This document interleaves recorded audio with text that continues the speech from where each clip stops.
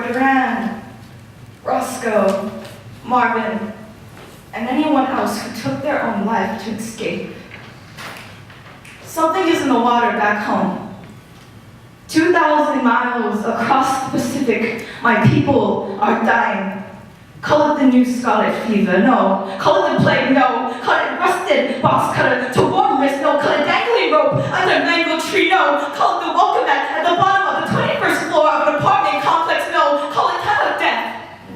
11:52 p.m. Call it fact. One suicide occurs every 17 minutes. Fact. Suicide is the second leading cause of death among college students. Fact. In 2011, the state of Hawaii ranked highest in teen attempted suicide rates. Fact. We'd be lying to ourselves if we said the idea of taking our own lives has never crossed our minds. Allow me to rephrase.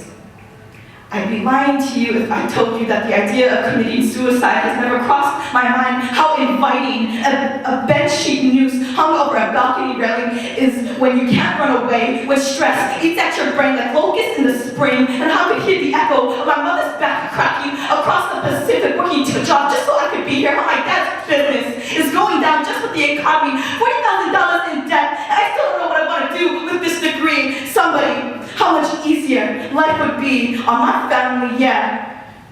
I'd be lying to you if I told you that the idea of committing suicide has never crossed my mind.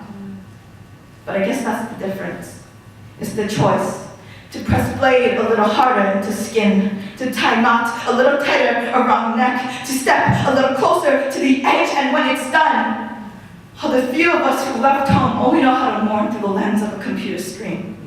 How Facebook has become a living time capsules for eulogies, watching the boys I went to high school with become nothing more than conch shell memories. How this poem will never feel finished, will never feel like I've given each person that some form of justice. How all we are left with obituaries and ghosts, left with the home videos filled with the haunting sounds of laughter, left with digital pictures from the last house parties ever shared, and how so many of us are shoved with death in our faces but never wake up time to live. Because to be honest, for the next 7 days, I'm going to be writing final papers in Geez.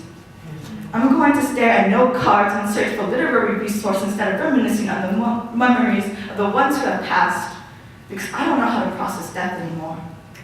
And I don't remember the last time I cried, how my gut seemed to be as empty as a jar filled with extinguished fireflies, and my lungs are ash dry because I smoked away all of my tears, how this heart is frostbitten like a black winter, and the rest of my body is numb to it all. How selfish I've become.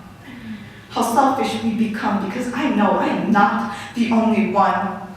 I made a promise to myself while writing this, that I was going to be nothing but honest, in hopes that if I could acknowledge my own flaws that made me the 8 people who have committed suicide by the time this event is done, that I could have saved at least one.